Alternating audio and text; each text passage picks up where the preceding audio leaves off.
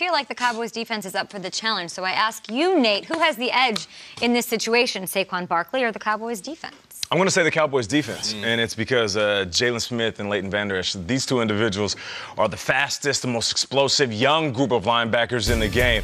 And just because, you know, you can look at what they do in the running game, but it's also in the passing game. Saquon is going to be a threat all season long, but if you can load the box and force him to get outside and catch out of the backfield while having linebackers that can run with him, you can shut him down. And I know that seems crazy to say somebody can shut Saquon down, but with the wide receivers that are banged up for this team, us not knowing what Eli is going to look like week one, and the complementary players surrounding Eli, us not having confidence in them right now until they prove themselves, I'll give the advantage to the linebackers for the Cowboys. They're good? Yeah. They're really good. Pat Shurmur had a really interesting quote yesterday. He said, "We are a better team this year than we were last year." And you're saying, well, he said that? Yeah, you're losing Odell Beckham.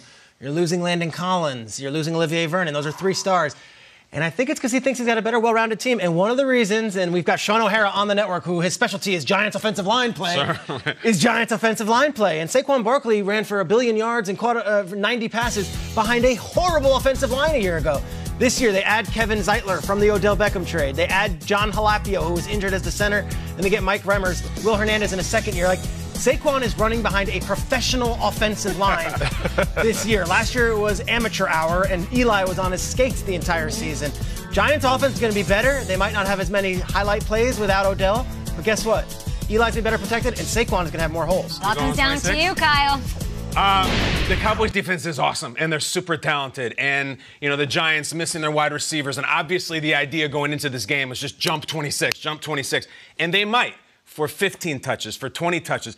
But it's that 23rd touch that Saquon will have. We're gone. Guys, I looked at his very first game Saquon ever played.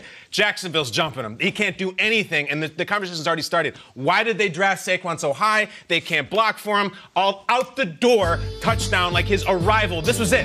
This is the full Saquon experience making his debut. And guys, this is all those guys, Telvin and Yannick and Jalen. They had nothing for him.